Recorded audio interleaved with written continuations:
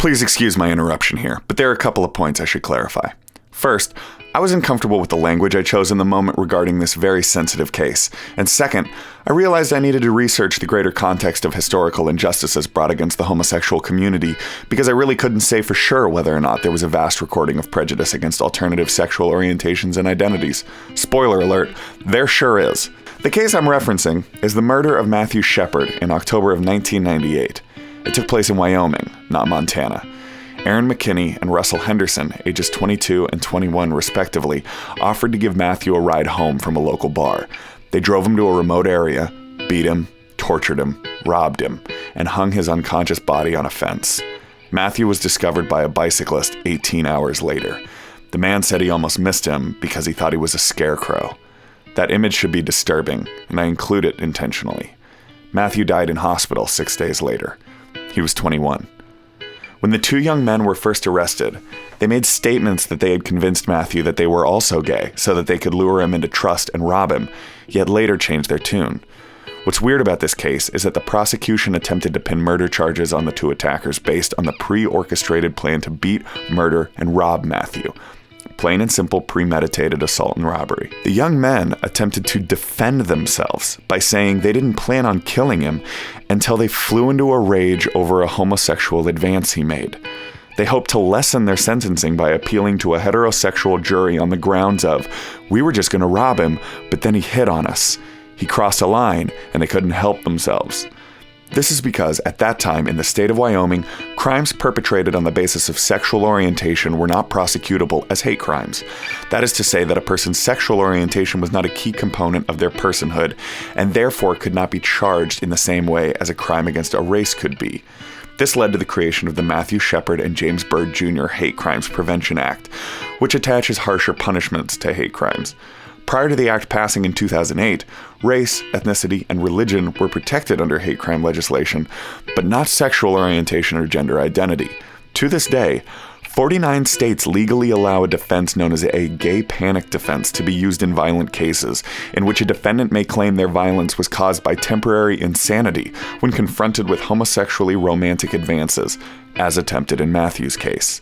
Only California has outlawed this defense. Throughout history, virtually every single culture has recorded instances of homosexual activity, including love and relationships, yet throughout antiquity, homosexuality has been treated as deviant or criminal behavior. Many cultures, such as the Greeks and Romans, regarded homosexuality as a part of culture and simply established laws regarding the boundaries of those relationships without the harsh stigmatization. But once monotheistic religions began to dominate the cultural landscape, their treatment of homosexuals became increasingly vicious. Once Roman emperors claimed Christianity as the faith of the empire, homosexuality was banned and punishable by imprisonment and execution.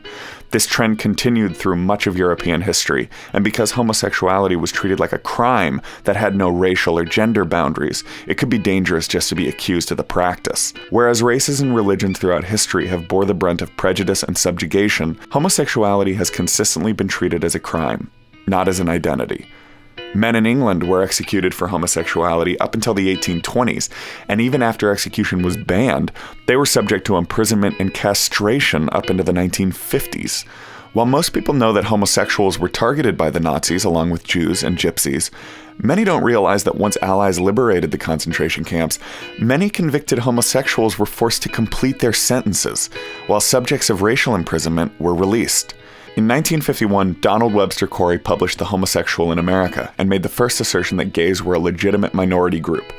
It would not be until 1973 that the American Psychiatric Association would remove homosexuality from the list of mental disorders, which meant that throughout the 50s and 60s, gay men and women could be jailed and institutionalized just for being with one another. The tipping point of the gay civil rights battle occurred in 1969 at the Stonewall Inn in New York City, when the customers of the popular gay hangout resisted continuous police raids. The police had a history of raiding gay bars in New York, LA, and other major cities because they viewed the act of homosexuality as a committable crime, and the Stonewall resistance was an official statement from the community that homosexuality was a part of who they were, not a deviant crime being committed, and they had every right to hang out at a bar like anyone else. The argument could be made that they were inspired by the success of the black civil rights movement they witnessed, and it should be noted that many of those present at Stonewall were minority races. From what I can tell, as a limited straight outsider, this is still the battle being fought. The conversation hinges on the concept that homosexuality is not purely a behavior, it is a piece of identity, and people should not be treated maliciously for who they are.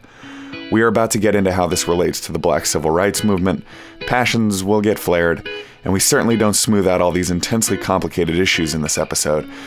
But I think it's paramount that we understand this is a fight gay men and women have been fighting for a long time. They aren't fighting for the right to do whatever they want. They're fighting for the right to be who they are. That's an important distinction. Okay, back to it.